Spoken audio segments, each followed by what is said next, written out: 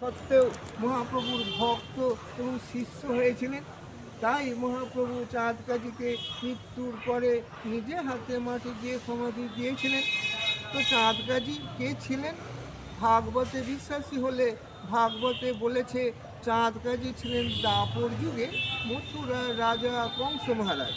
সেই কংস মহারাজের দৈববাণী ছিল কৃষ্ণ ভগবানের হাতে ওনার মৃত্যু হবে।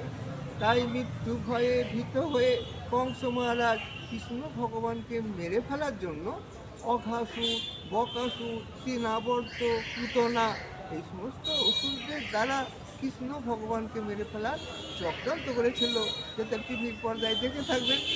কিন্তু ভগবানের ক্ষতি করা মানুষের অসাধ্য ব্যাপার, তাই কংস মহারাজ কৃষ্ণ ভগবানের কোনো ক্ষতি করতে পারেনি।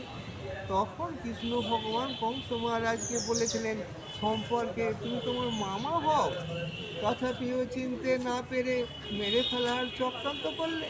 কি করে মামা হলো? দৈবকীর দাদা হলেন কংস, আর দৈবকীর মনস্কামনা পূর্ণ করার জন্য স্বয়ং কৃষ্ণ ভগবান কংসেরই কারাগারে দৈবকীর পুত্ররূপে আবির্ভূত হয়েছিলেন। যে দিনটা আমরা জন্মাষ্টমী ব্রত উপলক্ষে পালন করি, তাহলে সম্পর্কে মামা ভাগ্নে হল।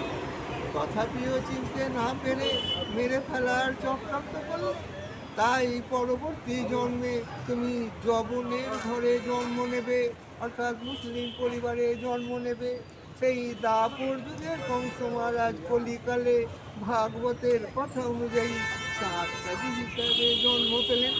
তো কংস মহারাজ যখন বুঝতে পারলেন আমি অভিশপ্ত হলাম, তাহলে উদ্ধার পাবো কী করে বলে মনে মনে অনুতপ্ত হয়ে ভগবানের শরণাগত হলে, তখন অন্তর্যামী কৃষ্ণ ভগবান কংস মহারাজকে বলেছিলেন আমি তোমাকে উদ্ধার করব কলিকালে, যখন নবদ্বীপের মায়াপুরে শচী মায়ের গর্ভে চৈতন্য ভগবান রূপ অবতীর্ণ হব, সেই সময় তোমাকে উদ্ধার করব।